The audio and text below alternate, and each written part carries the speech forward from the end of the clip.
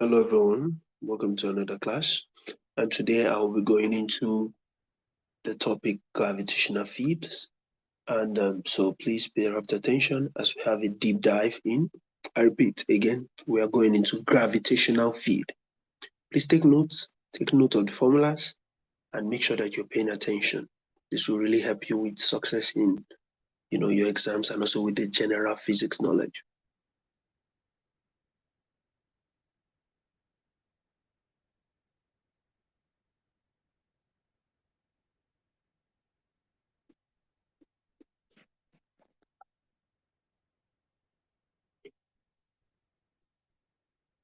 So here I go.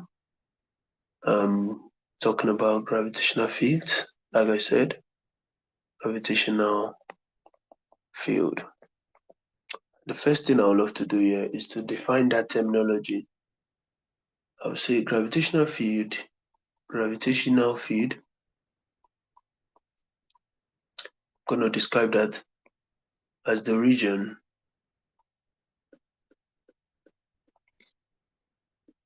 or space around the mass in which the gravitational force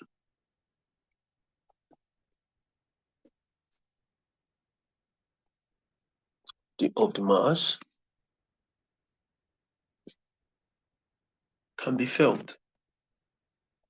So gravitational field is the region or space around the mass where the gravitational force of that mass, of the mass, can be felt. So keep those things in mind. And then when we talk about gravitation, gravitational force rather, let's talk about gravitational force. Gravitational force, and describe that as the force. It is the force of attraction exerted by a body on all other bodies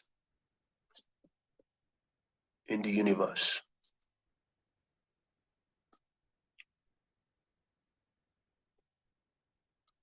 So gravitational force is the force of attraction exerted by a body on all other bodies in the universe. Let me quickly explain this gravitational force. Now, most of what we know, everybody generally knows as gravitational force is that, in the earth right now, in the earth, look at the earth. Let's say this is the earth. I'm just using an imaginary diagram. You say it is the force that makes things to fall down. And that is right. Because if you have a ball right now, right here, that ball, gravitational force is the one attracting that ball back to the earth. So that's why if you go back to the definition of gravitational force, it is what? The force of attraction exerted by a body on all other bodies in the universe. Now, what is happening here is that we have a ball, and we have the earth. So the earth is attracting the ball. That's why the ball is falling. That's why the ball is falling. This ball now is falling back to the earth. And the same thing with human beings. If you jump up now, the earth is attracting you back. That's why you fall back. You see it? If this is you and you jump up, you have left the earth's surface. It will attract you back to it. So that's how it works. So keep in mind that this force of gravitation, it exists between different materials. Are you getting me? There is a force of attraction exerted by a body on all other bodies in the universe. It's just that, the one of the earth is very obvious. The earth being a very big body and the major body. Every other thing, if there's a car, if a car flies up, it wants to, is that to draw a car? Let me clean that and try to draw a car properly. If I have a car here now, if that car goes up, the earth attracts it back to its surface. You understand? So that's why, when you hear gravitational force, what you think of is falling down. No. is actually attraction. I see that you get the point. So let's move forward to talk about, I can make a point that says gravitational force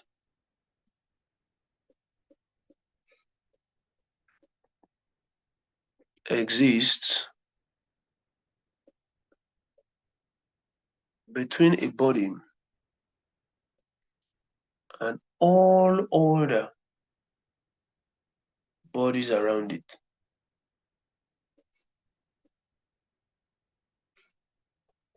So keep that in mind.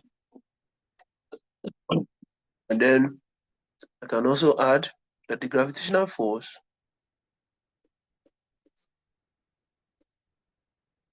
acts between all masses and hold together planets, stars, and galaxies.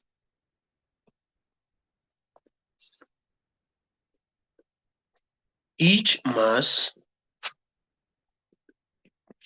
has a gravitational field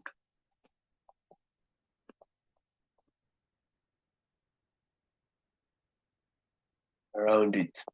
Let me quickly explain that concept. Now, most of the things that keep one of the forces that is very fundamental that keeps things appropriate in the earth currently is this gravitational force. Now, let's say we have the planets. I'm just going to draw something random. Let's say we have the sun.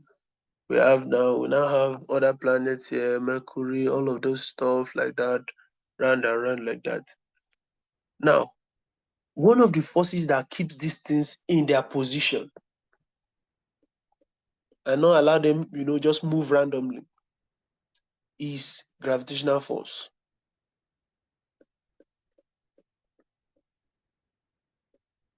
And let me explain how.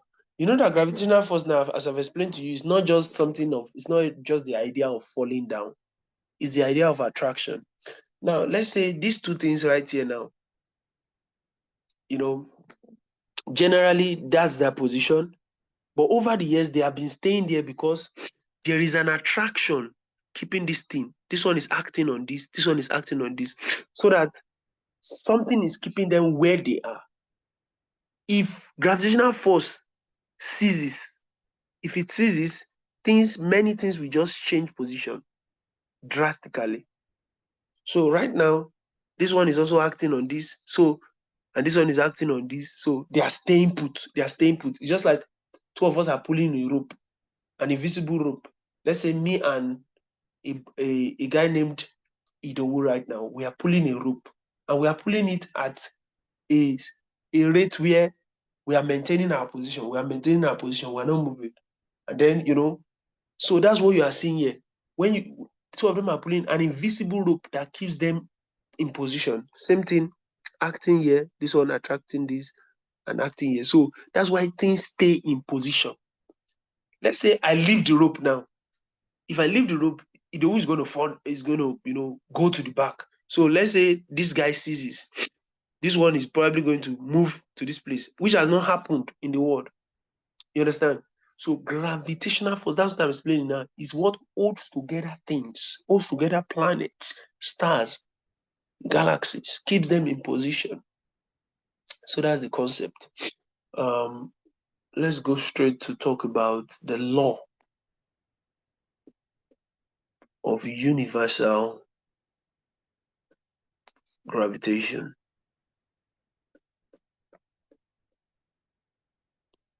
The law of universal gravitation, please. You see, every concept I'm teaching in this class is not for play, it's not for joke, it's not for just very, very, it's going to come out in your exam. So please, you have a lot to read, you have a lot to revise, but you have a lot to listen to. Law of universal gravitation. I'm going straight. That's Newton's, it's often called Newton's law of universal gravitation. It states that every particle in the universe attracts every other particle with a force that is proportional to the product of their masses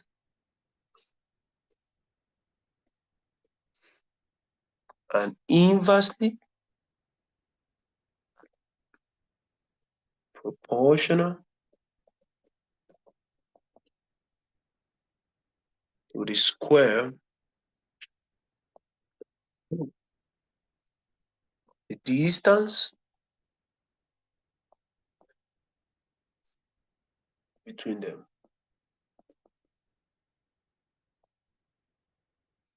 Very, very straightforward statement. Newton's law of universal gravitation states that every particle in the universe attracts, that's what we've been explaining since, every other particle with a force. So if I'm going to state this formula in terms of formula, if I'm going to state this law in terms of formula, I'm going to say we're talking about force that attracts every other particle with a force that is proportional to the product of masses.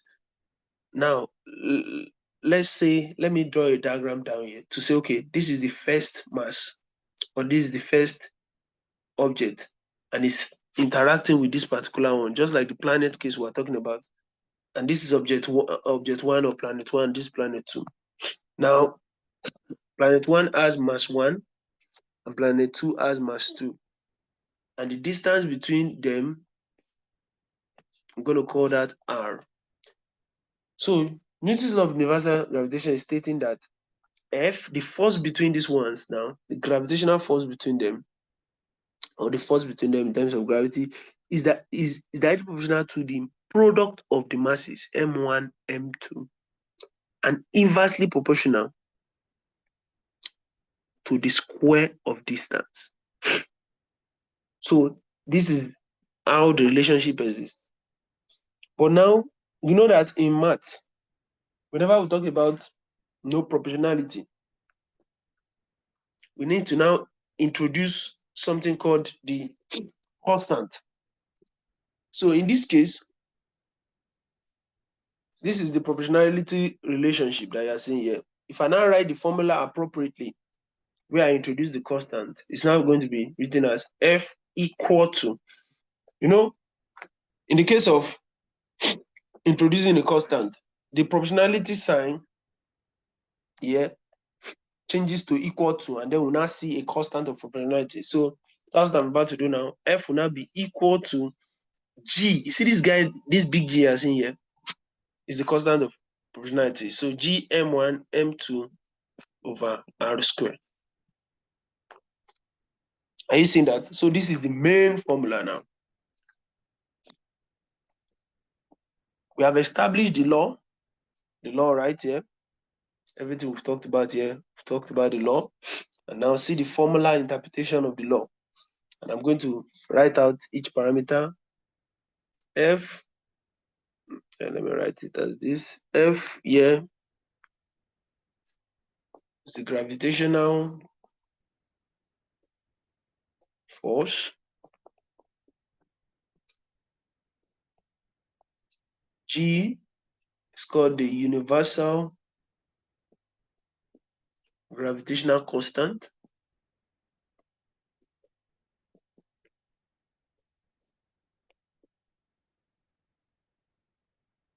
We said M is the mass of body 1.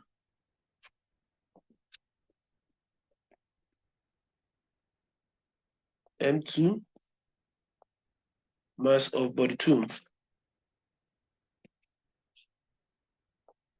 R is what? Distance between body 1 and body 2. So you just query it and put it under there. So, and this universal gravitational constant, since it's a constant, that's a constant value throughout the world, 6.67 times 10 minus 11 Newton.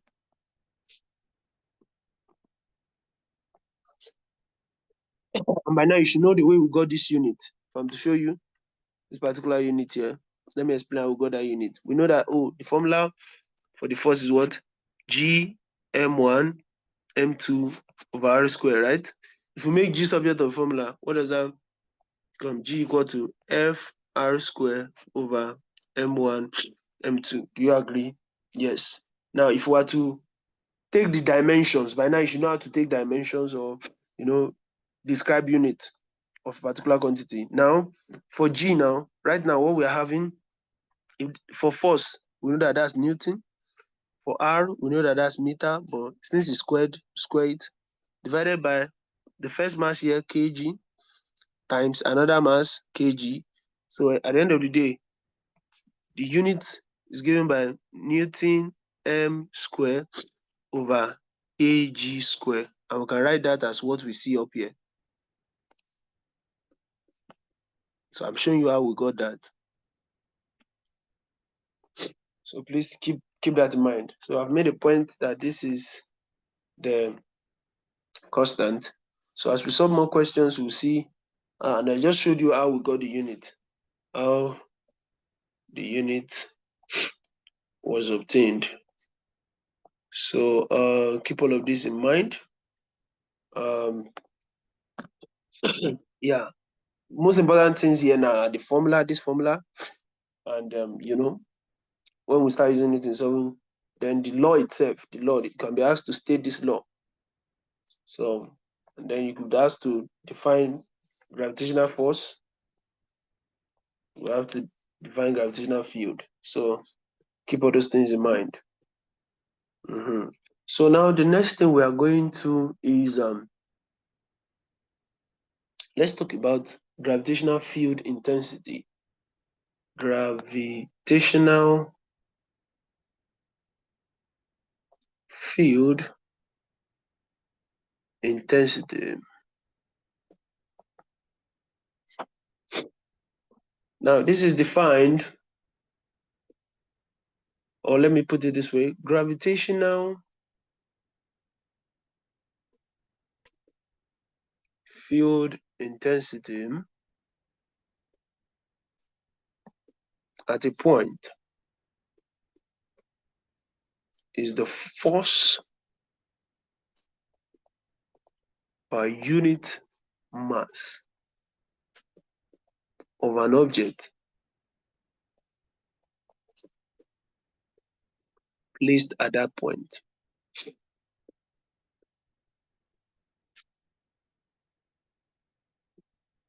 So gravitational field intensity, which some people commonly call, let me write it here, it is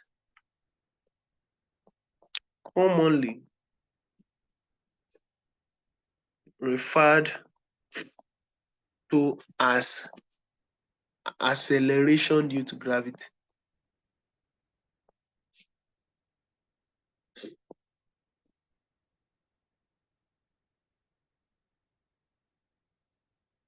And that is, the formula, the symbol for that, small g. So the idea is that G, so like we said, gravitational field intensity at the point is the force, G equal to force per unit mass. That's force divided by mass. So that is the formula for acceleration due to gravity, or what we call gravitational field intensity. So take note of that. The unit is Newton per kg, like you can see. The above one Newton, the one under kg, Newton per kg. And it is a vector quantity.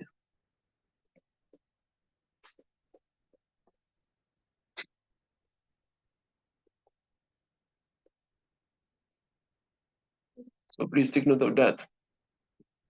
We want to now quickly establish a relationship between small g and capital G, because we just talked about acceleration due to gravity, and we know that there is something called, universal gravitational constant. So let's establish a relationship between the two of them. And I will start from here. When we wrote, force initially, we wrote it as capital G m1 m2 over r squared, right? And then we now wrote that G equal to F over what? M, right? So now what we are going to do is that we are going to say this particular M in this case, let's pick M2. So let's pick M2. Let's call this one, let's write G now, this small g, as F over M2. Now don't worry, you can pick M1 or M2. At the end of the day, you would have just one M standing alone. So the idea now is that if you write G as F over M2, I can make F subject to the formula in this case. If I make it, let's call this one equation 1, because this is what's starting. And then let's call this equation 2. I can say make F subject of formula in equation 2. And that will give me F equal to what? GM2. Are you seeing that? Now I'll call this equation 3. Now I know that in equation 1 and equation 3, we have F and F. So I can equate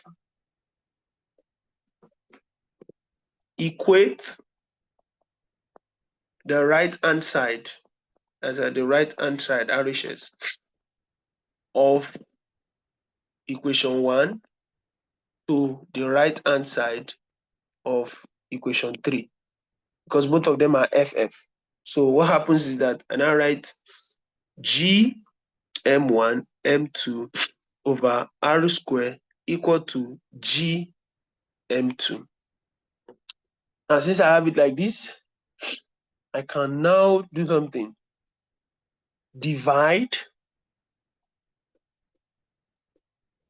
both sides by M2.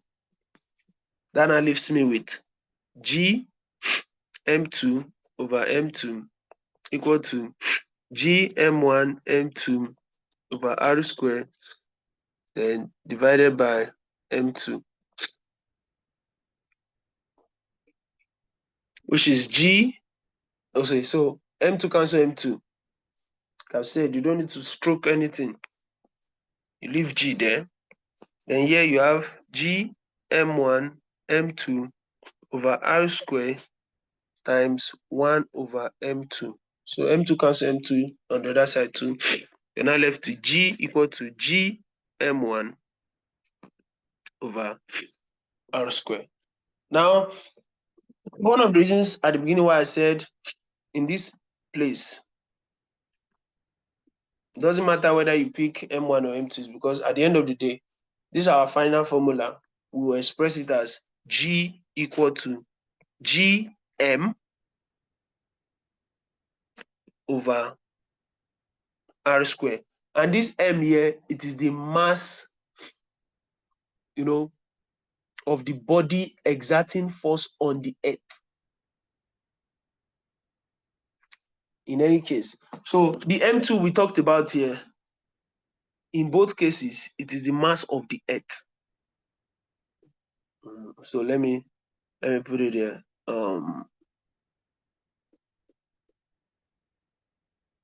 Let me put this in red. So when you have G equal to GM over R squared, so that is this M. We already know what G is. We know what GM is. We know what capital G is. We know what R is. But this M you are seeing here, it is the mass of the body exerting force on the other body. Yeah. And for instance, you can say, e.g., the earth. So, but just take note of the fact that, you have, whenever questions are asking you like that, you have, one single mass to work with. But keep this formula in note. This is like the relationship between, small g and big G. So keep this formula in your reservoir. Keep this formula. Just keep it. You understand? I'm going to use it. And in some of the assignments I might shoot at you, some of the formulas I teach you in the note, go back to them and use them to answer those questions. So that's how to be active. So then,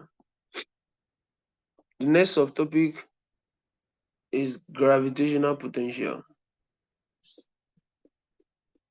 Gravitational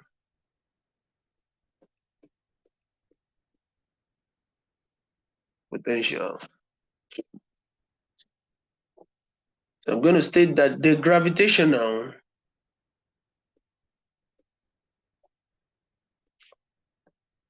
potential at a point is the work done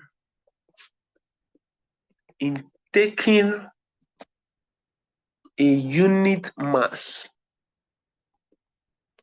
from infinity to that point. So gravitational potential at a point is the work done in taking a unit mass from infinity to that point. And it is given by, it is denoted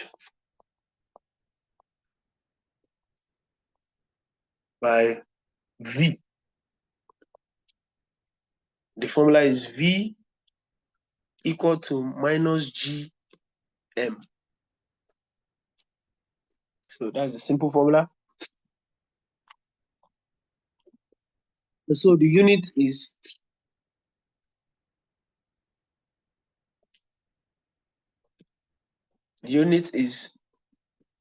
joule per kg.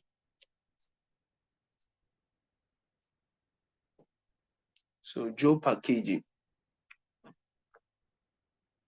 Somebody might want to ask, how did we get joule per kg? Now, we know originally that, let me explain that. I would love to explain just, and this will help your physics understanding better.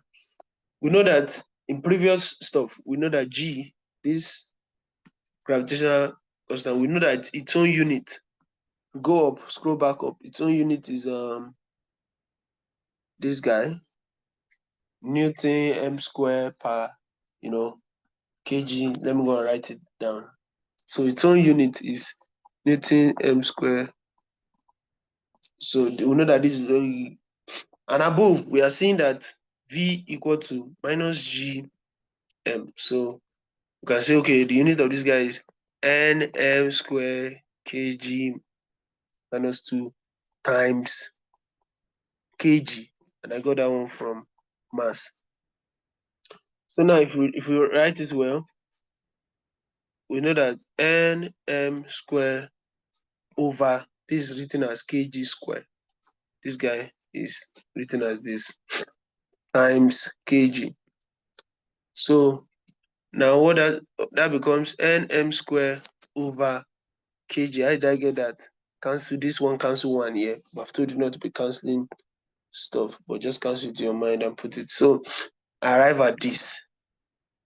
Now, the idea is, we know, I want to show you how we now relate this to joule per kg. We know that joule is the same thing as Newton meter square. Or let me put it this way.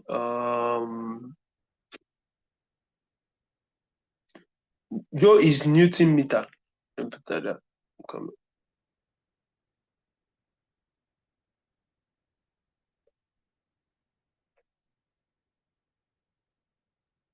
Joule is Newton meter.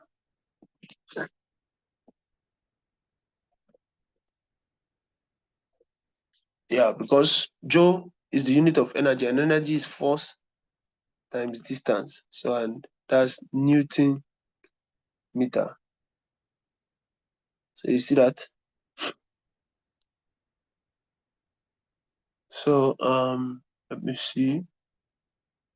Yeah, that shows me I'm missing something in my formula. Thank God we even confirmed this unit. So this V is V equal to, sorry, are you seeing that? V equal to minus GM, not just minus GM, over what? R. So please correct that in your formula. So if we put over R here now, we now have over what? Meter, because R is in meter. Are you seeing that? Then this one will also be over meter, put meter here. Are you seeing that? 1 meter will cancel 1 meter square. I've told you not, you don't need to cancel it.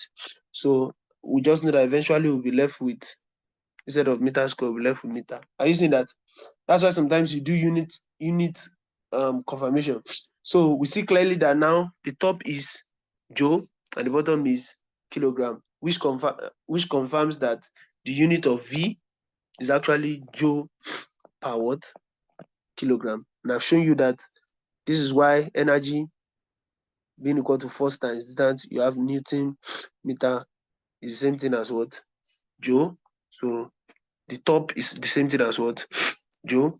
And so the bottom is kilogram. So V is what? Joule per kilogram. We have done the confirmation. And that even helped us to make sure that our formula is right. Minus GM over R. So the correct formula is what? V equal to minus GM over R. I love this. This is fields where you do stuff and you confirm. Are you seeing it?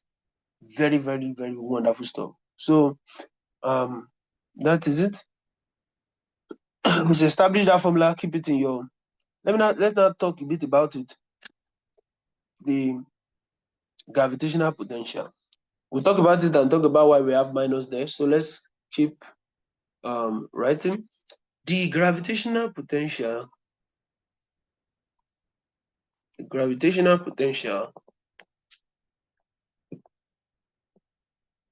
decreases as R increases and becomes 0 when R is infinitely large.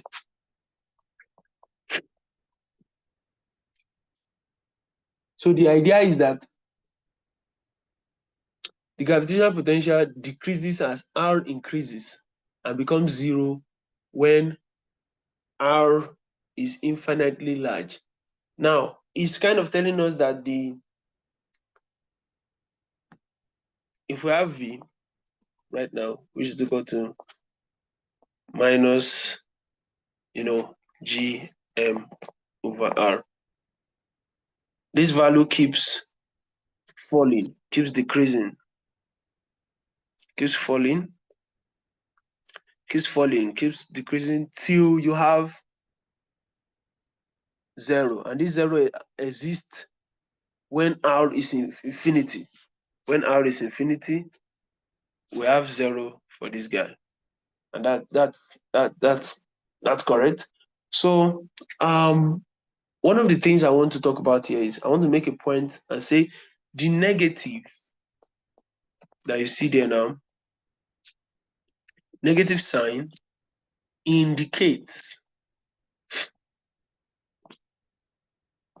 that the potential at infinity, and you know that the potential at infinity is 0 when R is infinity. Yeah, the entire formula becomes 0. And that comes from general maths where you say any number over 0 is what? Infinity. If you cross multiply, it's the same thing as saying any number over infinity must be 0. So that's just coming. So the negative sign indicates that the potential at infinity, let me complete that statement, is higher than the potential close to the mass. So the point here now is that V's value will always be giving you negative something. And you know that -1 is,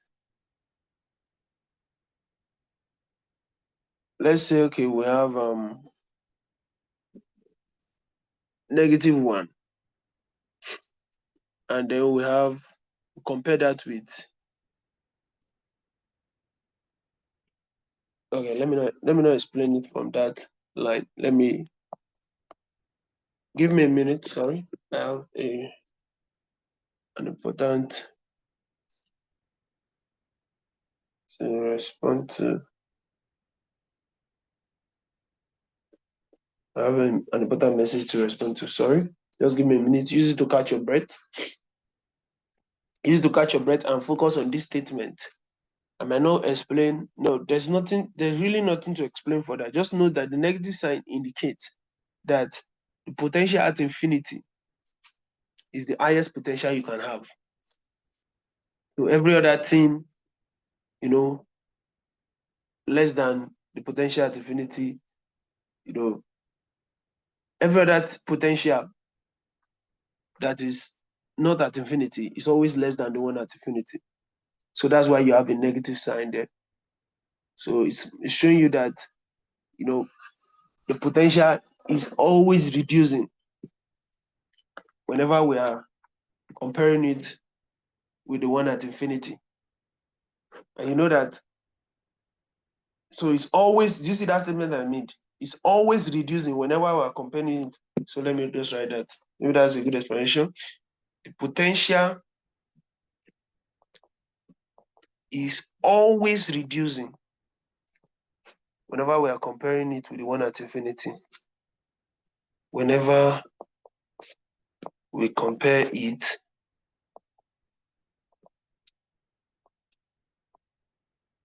with the one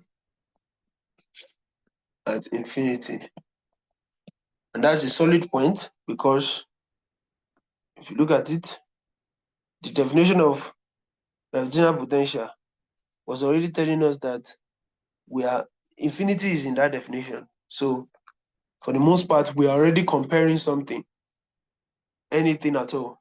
We're comparing the one at a point with the one at infinity. So that gives a good basis for this minus, because infinity is always the highest. So anything we are talking about is reduced. So that's the idea behind the minus. So in physics, we must know the significance of the minus sign that we're having. I believe that for my, particular student, I sent a sign convention for lenses and mirrors, and you will see the different explanations for why you have those signs, varying, why they are different in different cases. So that's just to emphasize that in physics, we don't just use signs anyhow. Signs have implications. So catch a breath while you write this latter part. Let me see if I can respond to the important message I have at hand, and then I'll get back to you in 1 minute.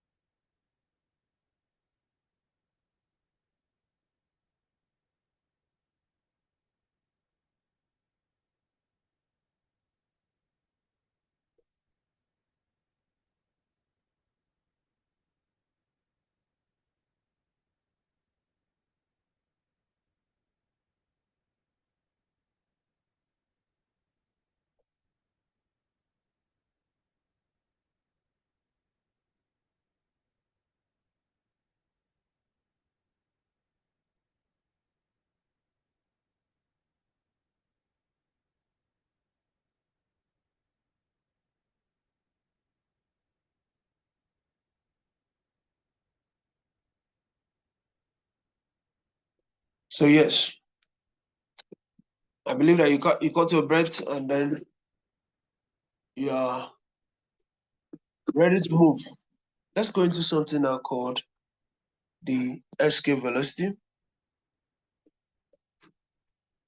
Escape velocity. And you see this concept of escape velocity, it is defined. This is the minimum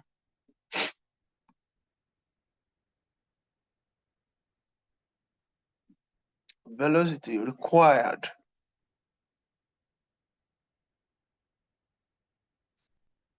for an object, e.g., a satellite, a rocket.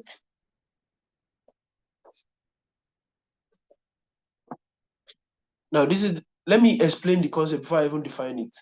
Now, because we've been talking about how the earth attracts things and keeps them, coming back. But there is a particular kind of velocity you can reach where once you go up, there's no coming back. So that velocity is called escape velocity. So it is the minimum velocity required for an object, be it a satellite or a a rocket to just escape or leave the Earth's gravitational influence permanently. The Earth's gravitational influence permanently. You get the idea?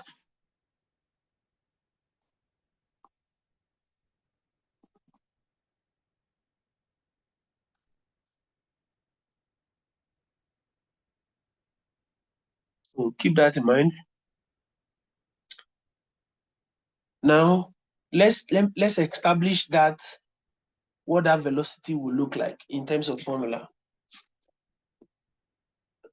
We know that the force, gravitational force, m1, m2 over r squared. We know that. We also know that work done is normally force times distance. In this case, we use r as our distance. We know that. So I can put in force here, g m1, m2 over r squared times r. And then one r cancels the other r, and I have my work. So, and this particular work is the work done in carrying a mass from a point at distance r from the center of the earth to a distance, to another distance that is so great. Let's say, okay, I want to calculate this escape velocity. Let's say we are moving from the center of the earth now to wherever we are going out. We're shooting something out beyond the earth's gravitational influence.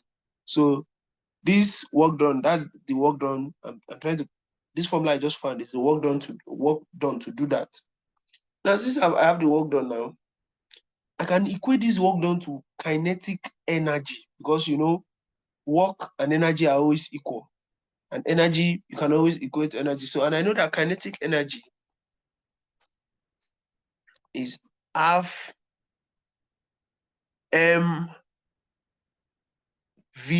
squared. Now, the idea here is that this kinetic energy is the one of the earth. So I'm going to say, okay, half m. Let's say the kinetic energy of the earth in this case now is m2.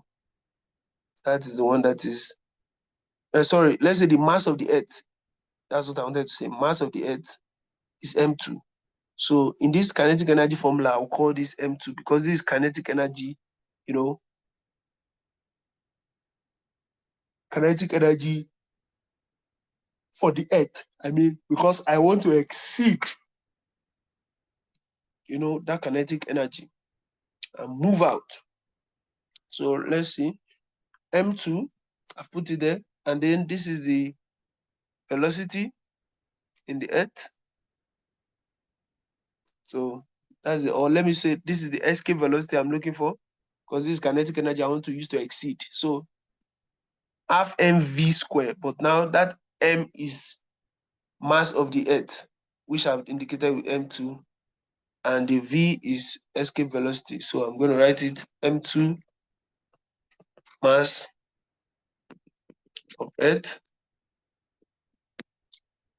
v subscript e is escape velocity. So like I said, we have found work done up, we have found kinetic energy. This work done, if I call it equation A and I call the kinetic energy equation B, I want to now equate them. And what's my basis of equating them? You can always equate work or energy together because they have the same formula. Work is force times distance, energy is also force times distance, they have the same unit. So let me equate A and B, the right hand side. Let's equate right hand side of equations A and B. That gives me, if I equate the right hand side, I'm having, let me start with the right hand side of equation B, half m2 ve square equal to gm1 m2 over r. So keep that in mind. Now, since I have this, and I want to make escape velocity subject to the formula because that's what I'm looking for. That's VE. So first of all, I move every other thing to the other side. I have VE square equal to 2gm1 m2 over r m2. And how did I get this formula just now? I like multiply both sides by 2 first.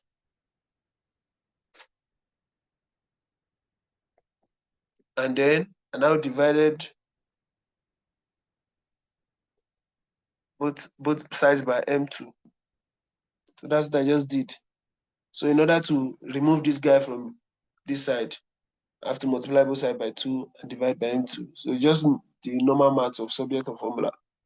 So what I can now do is now to get escape velocity itself, and now square root. Find the square root of both sides. And now V equal to 2g m1 m2 over r m2. M2 will cancel m2. So the formula is now V escape velocity 2g m1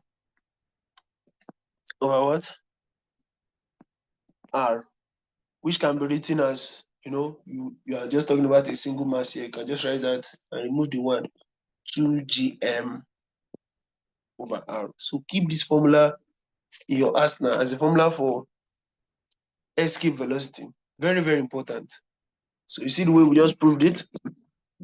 By first finding, use the force to find the work and equate the work to the kinetic energy required to escape. And then we'll make escape velocity subject. And then we're good to go. We've established that formula. So now let's write, we remember, if you recall, the relationship between,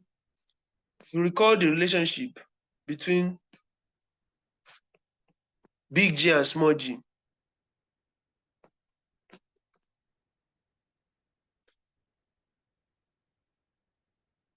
Go up, I'm going to go up between big G and, let me say small g and big G.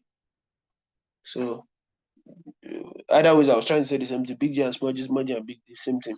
So if I record the relationship, and what do I mean? If I go back up and I go to where I discussed the relationship between them, I establish one relationship between them, and I think, what was that subheading? Relationship between, this was the relationship we established. See it right here. See it right here. So I'm going to bring that relationship into the picture now. That's G equal to GM over R. That's it. In that formula. Or is that it? Let's go and confirm that. We have, it's also is R squared. See it right here. See it right here. I'm pointing at it. G equal to GM over R squared. So that's G equal to GM over what? R squared. So this is the relationship. Now I want to use that relationship in this particular escape velocity. I want to replace capital G now, with what I will get from here. So first of all, let's make capital G subject to formula here. So I have GR square equal to GM. So if I make capital G subject to the formula, I'll have G equal to GR square over M. So take this now and put it in escape velocity formula. Let me call escape velocity formula equation C and call this one equation D. I'm saying substitute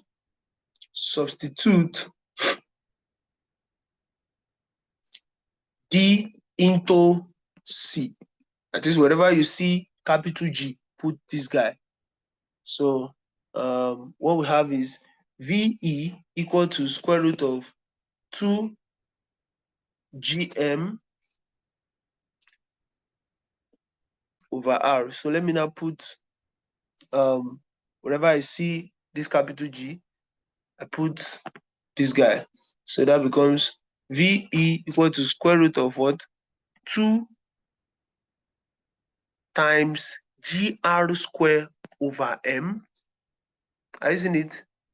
Times M over R. You see this M over R is this guy here. This G is this guy here, which we got from equation D. So you see the way I moved just now? Let me move that one with in a green sign. Let me do the same movement again with the green sign. This M over R you are seeing here is this guy right here, M over R. You see this G value here is the one we got from equation D. This is it right here. So 2 is 2, square root is square root, every other thing. So we have just substituted G into that place, and that's normal math. We continue.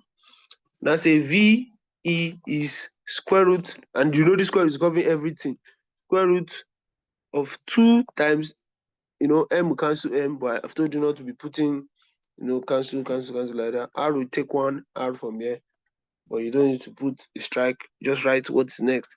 GR. So that's what's left. Because M cancel M, R will cancel one R. VE equal to square root of 2GR. So there are two ways of writing the escape velocity. You can write it as, as this, where you have big G, or you write it as this, where you have small g. And that's it. We've established the escape velocity formulas in two ways. Now, and this R right here, the R in the two cases is the radius of the Earth. Let's emphasize that. So in many cases, they write it as big R. So R is the radius of the Earth. So in many cases, instead of just writing a small r, the first formula is 2g m over r. So most times they write it as capital R. That's this. Write it as capital R since it's the radius of the Earth. And the next formula, the other formula is 2g r. Right, as capital. So these are so we established these two formulas now. So let's move into talking about the next subheading, and that is energy in gravitational field. Energy in gravitational field. So catch a breath. You see that, yeah, it's an interesting discourse as you play with formulas and all of that. So please take note of that and just make sure that you meditate, use the formulas, keep them in your arsenal, remember them when we start solving multiple questions in this regard. So energy in gravitational field, or when I give you, questions to try, just go back to your formula arsenal and use them. That's where you are. You prove, I repeat, you prove that your brain is active and you are willing to work. And that's why you are a student, because you must do that thinking, you must do all of those things, to make a point that you are studying, and to activate your brain, your critical thinking capacity. So energy in gravitational field. Now, a satellite, let's take for instance, a satellite moving in an orbit around the Earth. It has both kinetic and potential energy.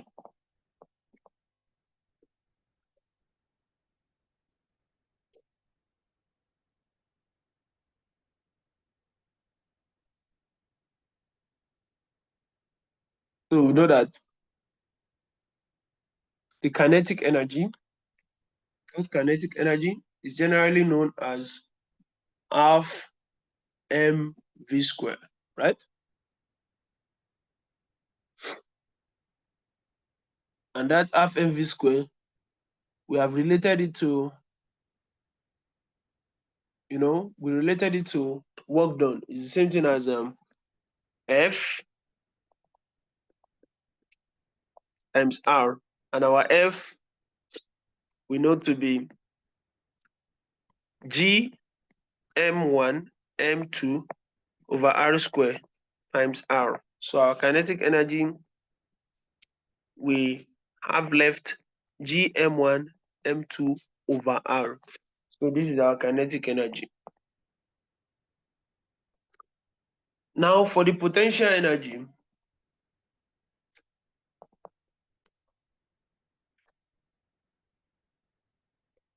we have minus G M. Let me explain how I got this. I'm going to write the formula before. M1 minus G M1 M2 over R. And how did I get that formula?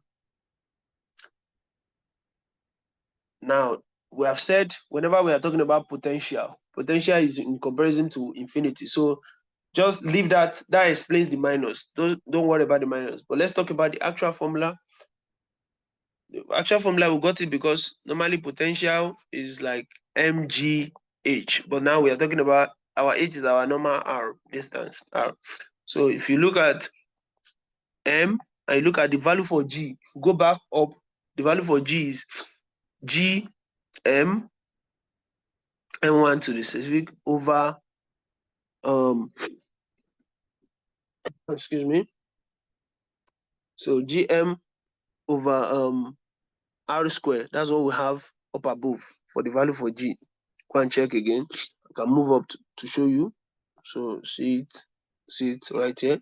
We have one right here. So gm over r square. So let me write that gm.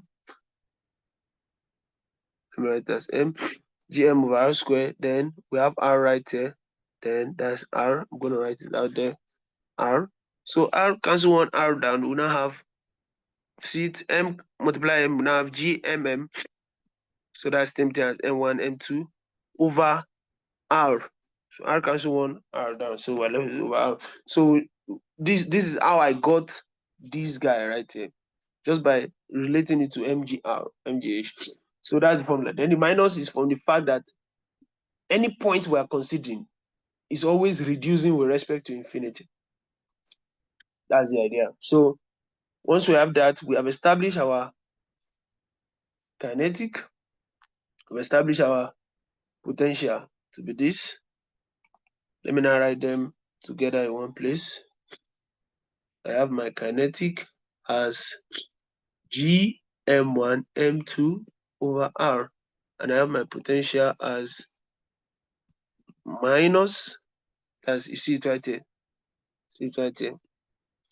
minus, see it right here, I'm repeating it again, minus G M1 M2 over R.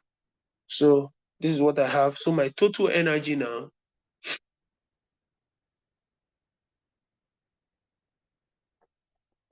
will be KE plus PE. Hold on. Something is happening.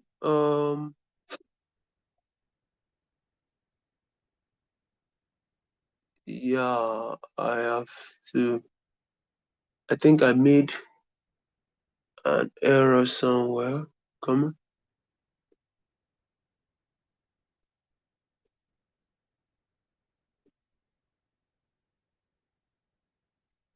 Hold on.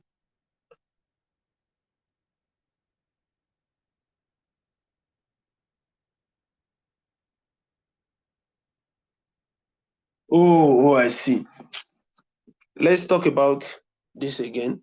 So can you just stroke out? I made a mistake somewhere. That's this area. Let me square it out. Yeah, let's talk about this part again. So just stroke out what you have there as KE. We need to discuss KE again.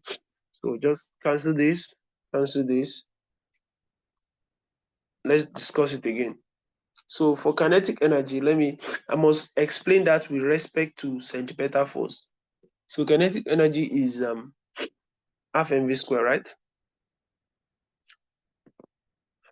Now we are talking about a satellite, the energy of energy in gravitational field. Now we're not talking about just escaping something. This is not a case of escaping. This is like to keep it a satellite moving in around the Earth. That's why it started from here. So it's quite different from escape, where we just use mv square and equate it to F times R. We are not running anywhere. We are keeping it in the orbit of the Earth. So that's quite different. So to keep something rotating like that, you bring in discussion of centripetal force.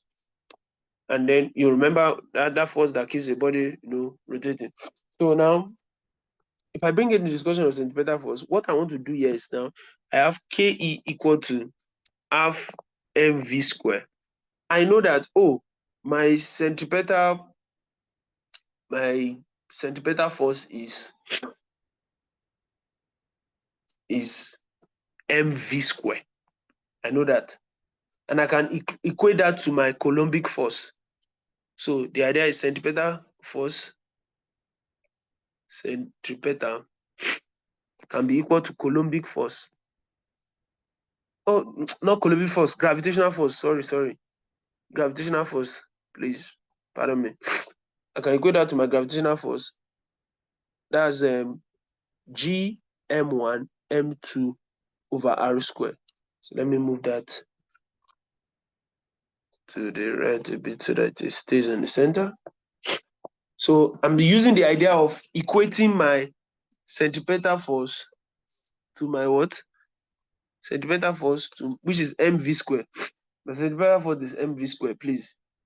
And then I'm equating it to my Coulombic force. Let me move this guy. Oh, sorry. Let me see. Or let me just write it better instead of wasting my time. Let me write it better. So what I wrote here, so that you see it clearly, is this is it. That centripetal force, which is equal to mv square, is also equal to gravitational force. Or let me put it like this. I'm writing my centripetal force first, mv square. I also now write my gravitational force, G m1 m2 over r square, which we established. So if I equate those two forces, what I have is I can say mv square equal to what? G m1 m2 over r square. So if you keep this in mind now and you put it, this mv square, if I put it in kinetic energy, it now becomes Ke equal to half mv square. I put this value now. G is just substitution. GM1, because that's what mv square is equal to. You get the point? Mv square is equal to this. So I put that value inside here. And now I have half this. So please, this is our Ke. Now we are doing Ke, our Te to be what? Te, total energy, to be equal to Ke plus what? Pe, for a body, a satellite, for example, a satellite moving now, the Earth orbit. So I have my Ke as half Gm1 m2 over r square, and then I have plus Pe. Pe we have already established. I know I told you to cancel this Ke from before. We've already, our PE was right. Cancel this one. So our PE, we got it to be minus GM1 M2 over R. So let's write it down. Plus minus GM1 M2 over R. Excuse me, coming. Yeah, I think there's another mistake. Yeah, and it's good that sometimes you make this mistake. Our centripetal force is not just mv squared. Yeah, that is sorry. It's actually, let me move this. If you remember, go back to your, SS1 physics. Some of you should have been able to even correct that. Our centripetal. Do you know how I knew I quickly caught that wrong concept? Because here I'm expecting this r square and r to have the same denominator. So I know that one of the formulas should have been wrong. So our centripetal force, if you want to go back to your SS1 work or your previous work and confirm, or just search any textbook, centripetal force is mv square over r. I remember now. Yeah, so mv square over r. So if I put that here over r, I know that one r will cancel the other r somehow, but I've told you not to be canceling like that. So I just know that this will become 1r. So it will not be square again. So like you get, so the idea is, if you look at this, if mv square over r equal to this, then mv square alone will now be what? R, let me do something. Let me zoom in. So if mv square over r equal to this, and you just want to get mv square, that means you just multiply both sides by r. So it means that, so we already know this, it means that mv square now will now be, if I multiply both sides by r, gm1 m2 over r square times r. That will now give me mv square as what? gm1 m2 just over 1r, because this will cancel 1r down here. But I've told you, you don't need to be canceling so that you don't get used to it. So just do the needful. So this is now our mv square, which I put here. See it right here. So gm1 m2 over what? Over r. Yeah, so that's it. So if we have it over r, so not r square, so it is over r now. So let me zoom in back. So yes, so let's continue with the solving. Sometimes it's good you make mistakes so that you know the exact formula you are using. Centripetal force is mv square over r. So if we put that in, our mv square becomes gm1 m2 over r. And when we plug that mv square, that this value for mv square right into here, you see it. So let me remove this other, let me erase this other arrows that I was drawing previously.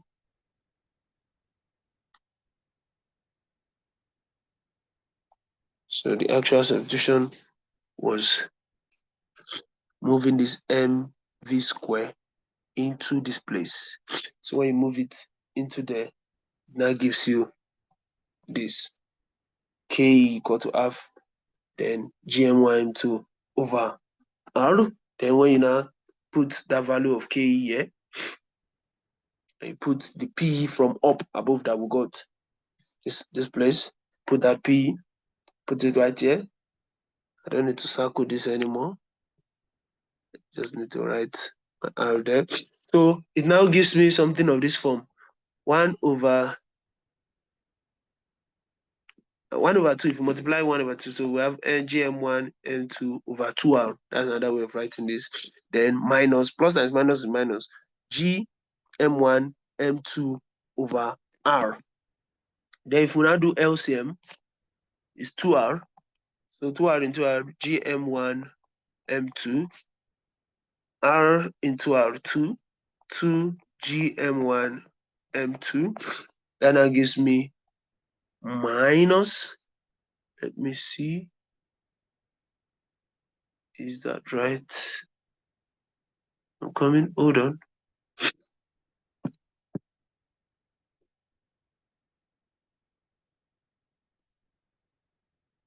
Hold on for a bit.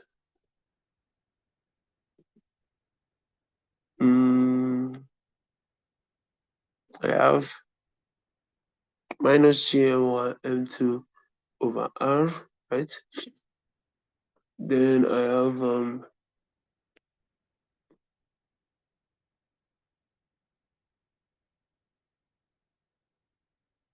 so I should be getting yeah. So the total energy is now going to be minus GM1 M2 over 2R. Yeah. Did I do this? Okay. Yeah, that's the idea. Because 1 minus 2, yeah, it's minus 1. So get this into your repertoire. I mean, your arsenal of formulas. And yeah, so this is total energy. I want to make sure that, yeah.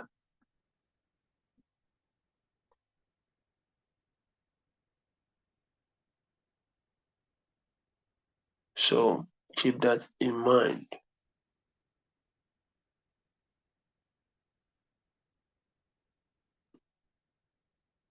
The potential.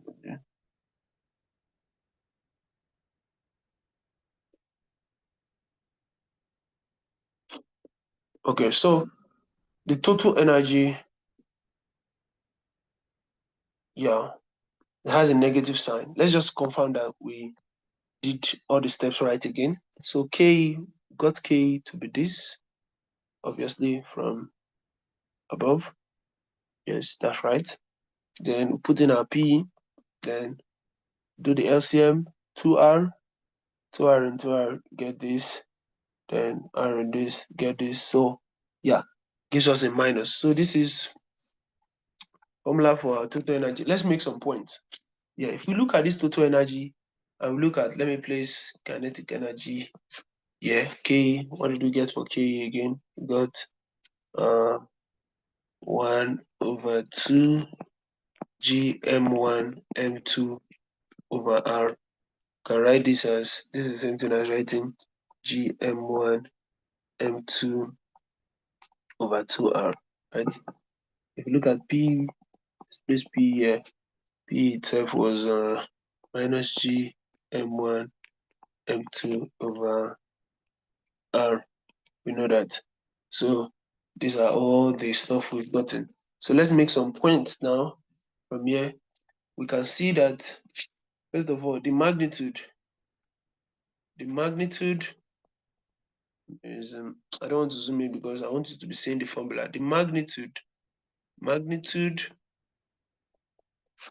of total energy is the same thing, is equal to the magnitude of K of the kinetic energy. When we say magnitude, we're talking about the number, the formula itself, not just the sign in front of it. So two of them have the same formula but different sign. So the magnitude of TE, total energy, is equal to that of KE of the satellite,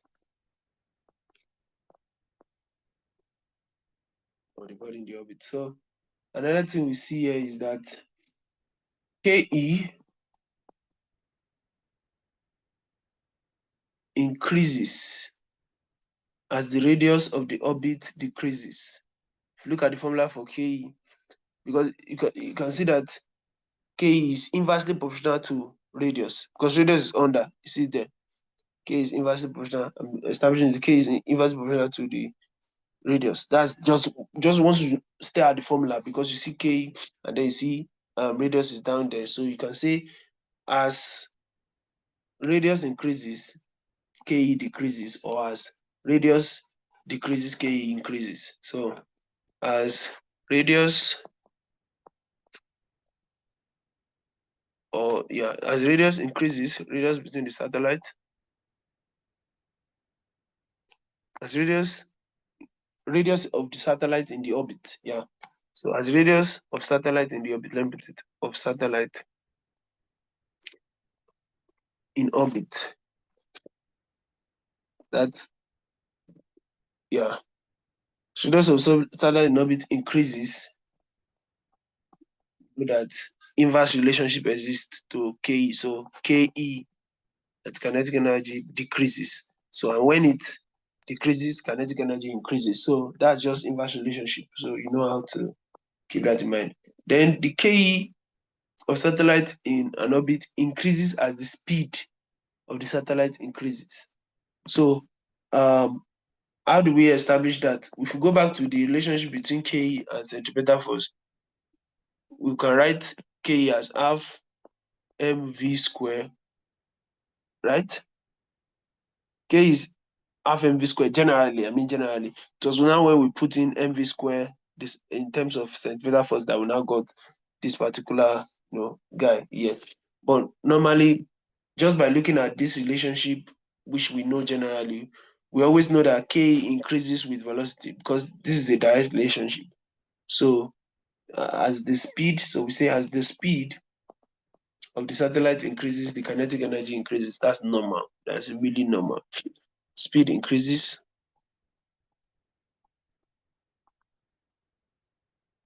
K increases. So you keep that one in mind. Then the fourth point we want to establish is that the potential energy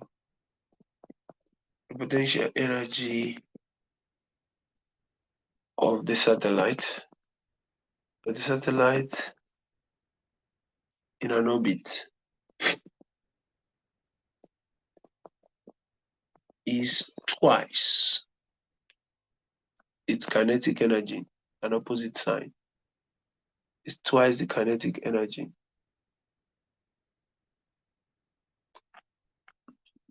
The opposite sign.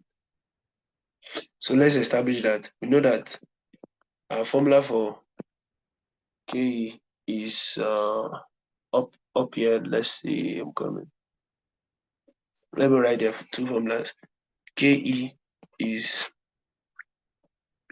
G m1 m2 over 2r, and P is minus G m1 m2 over r. Now, if you multiply PE by 2,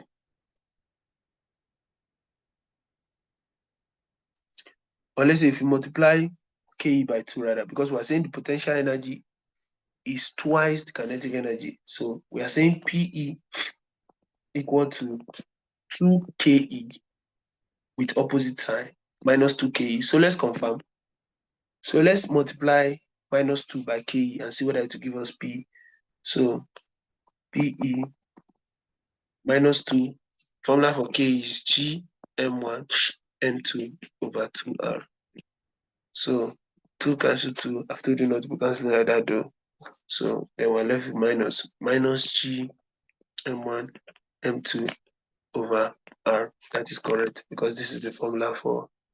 So it confirms it that truly P equal to minus 2 Ke. So they just have to have opposite sign. So that's what with the opposite sign. Or let me say, instead of saying opposite sign, negative sign. This can be opposite or you say negative. So directly we say P equal to minus 2Ke. So, but we've just used those ones to establish different points and just run through formulas and have our formulas ready. This is where we end today's class, and I'll see you in the next one.